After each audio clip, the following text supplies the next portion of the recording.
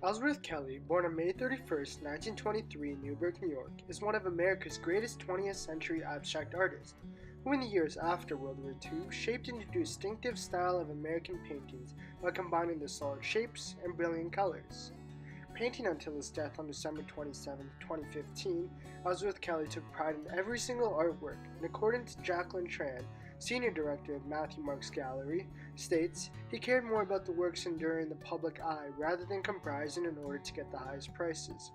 Reflecting this statement, the record auction price for his art piece Spectrum VI sold for $5.2 million and has not seen a tremendous increase following his death. While not adhering to one artistic movement, Kelly virtually influenced the development of minimalism, hard-edge painting, color field, and pop art. Minimalists, for example, distanced themselves from the abstract expressionists by removing suggestions of biography from their art, or indeed, metaphors of any kind. This denial of expression, coupled with an interest in making objects that avoided the appearance of fine art, led to the creation of sleek, geometric works. In addition, hard-edge abstraction was a part of the general tendency to move away from the expressive qualities of abstraction. Many painters also sought to avoid the shallow, cubic stylistic space and instead adopted the open fields of color.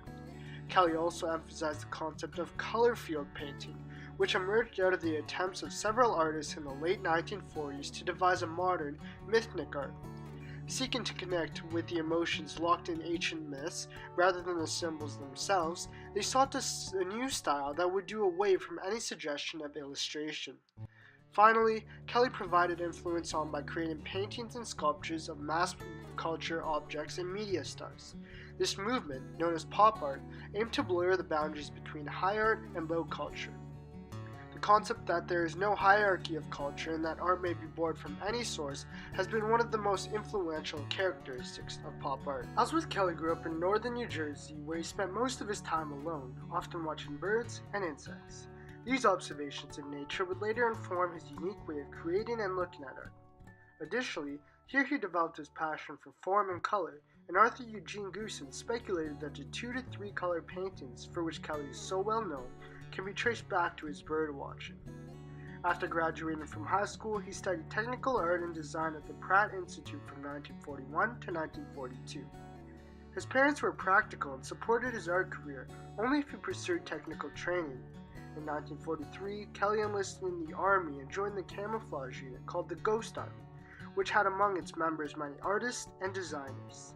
His visual experiences with camouflage and shadows, as well as his short time in Paris, strongly impacted Kelly's aesthetic and future career path. After his Army discharge in 1945, Kelly used the GI Bill to study from 1946 to 47 at the School of Museum of Fine Arts in Boston, where he took advantage of the museum's collections, and then at the École Nationale Supérieure des Beaux-Arts in Paris. Abstract expressionism was taking shape in the US, but Kelly's physical distance allowed him to develop his style away from the dominating influence. Kelly states, "I wasn't interested in abstraction at all. I was interested in Picasso and the Renaissance. Romanesque and Byzantine art appealed to him, as did the surrealist method of automatic drawing and the concept of art dictated by chance." While absorbing the work of many of these movements and artists, Kelly explained, "I was deciding what I didn't want in a painting and just kept throwing things out, like marks, lines, and the painted edge." Amid a short visit to Musée d'Art Moderne in Paris, Kelly showed more emphasis towards the museum's windows than the art on display. Directly inspired by this perspective, he developed his own model of various windows. Ultimately, this observation shaped into Kelly's overarching artistic style carried throughout his career, and even organized a method to transform a realistic view into an abstract form of creative content. Following a successful stint in Paris art world, Kelly opted for the New York City life in 1954 at the epitome of abstract expressionism. It has been explicitly stated that Kelly did not have an abstract expressionism reaction in his own work. However, it has also been noted that Kelly did find motivation in the larger scale works of abstract expressionism, reflected in his continuance in creating larger sculptures and paintings. During his time in New York City, Kelly transitioned from his normal rectangular panels towards more creatively enhanced canvases that emphasized irregularity with bold and monochromatic colors. Amid this time, Kelly was creating sculptures containing light colors and flat shapes.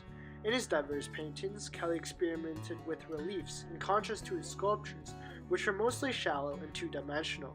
Moreover, during the 1960s, Kelly began utilizing a new artistic technique, known as printmaking. In his later years, specifically in the 1970s, Kelly moved to upstate New York. In his final years, Kelly grew sick and was hindered by an oxygen tank, apparently caused by turpentine.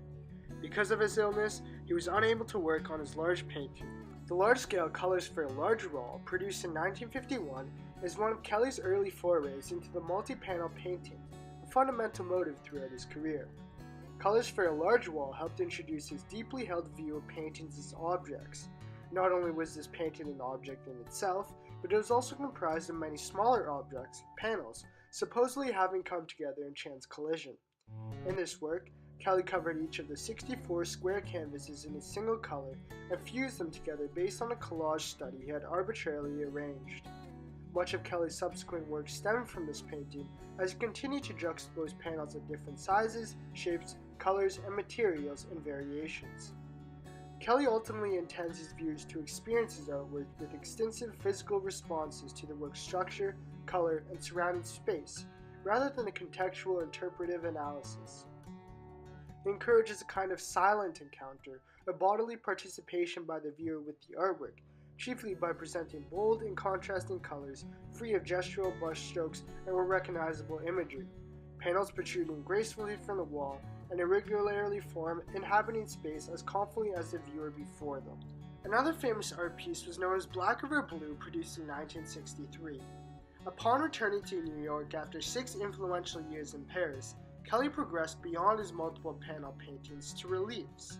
Black Over Blue, first exhibited in Betty Parsons' gallery, reflects his recurring interest in both layered works and non-traditionally shaped canvases. His paintings are often hung away from the wall, giving them a three-dimensional sculptural quality. In fact, the painting's interaction with the wall was a strong focus for Kelly.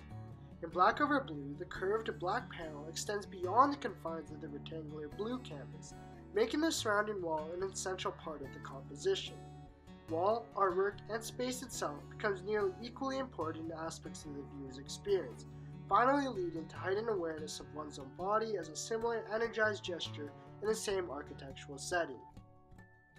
The subtle fluctuation between meditative and decorative in much of Kelly's work can be traced back to his design training in art school. In this sense, Kelly continues Henri Matisse's lyrical and decorative ideal of creating an art of visual serenity, even as a painted motif, and now reduced to its simplest and sometimes most mysterious configuration. The special camouflage unit of which Kelly was a part of during his service in World War II, and the principles of visual scrambling he undertook, has also contributed greatly to Kelly's intense visual motive. In terms of his other art pieces, we see that in Red, Blue, Green, produced in 1963, was part of his crucial series exploring this motive.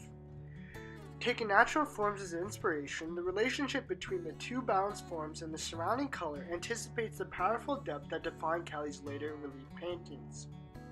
Next, during the 1970s and 80s, inspired by his move to the pastoral upstate New York, Kelly began expanding his use of the curve and making large totem-like sculptures, many designed to be displayed outdoors. The 12-foot-tall, slightly curving Croûte de Col reflects both of these important new directions in his work. More recently, in the 1990s, Kelly further developed his possibilities of the relief and continues expanding on the motive in 2007, when the Red Diagonal was produced. It employs a striking geometric construction that echoes the forms created by his earlier paintings, attached side by side. At the same time, these layered pieces extend away from the wall, cutting into the viewer's space. Moving back in time, we see that site in 1951, Kelly cut a black and white brushstroke drawing into 20 squares and randomly rearranged the pieces. He then turned this composition upside down and painted onto 20 wood panels. After rearranging it more than once, he connected the panels into the final painting. In a similar fashion, Light Reflection on Water, produced in 1915, had a similar creation process and utilizes chance to partially disconnect him from the resulting work. Such efforts to reduce the artist's emotions, influence, or individual marks have been important facets to Kelly's artwork, suggesting that all apparently controlled creativity is always partly a matter of the artist making the most chance collisions with unexpected and personal forces. Finally, Lacombe II, produced in 1915, is an example throughout his career where Kelly frequently used subjects for his lithographs and drawings which have been simple line reductions. In these works, as with Lacombe II, Kelly placed primary importance in form and shape. When the legacy of Ellsworth Kelly is analyzed, we see that he's been widely influential in the figure following World War II. Initially rising to public fascination in the 1950s with his bold, bright, monochromatic canvases, he maintained a continuous emphasis on the connection between three aspects: color, form, and shape. Defined as one of the first artists to utilize irregularly shaped canvases, he challenged viewers to question the implementation of flat sculptures, layered reliefs, and line drawings that contribute to the unconventional use of space. To some, Kelly may have seemed ironic in his art pieces. However, this simple geometric approach has provided tremendous influence on the next generation of minimalists, including Frank Stella, Donald Judd, and others. With works that explore the essence on notions and emotions, numerous artists in the modern world owe a debt to Kelly's example.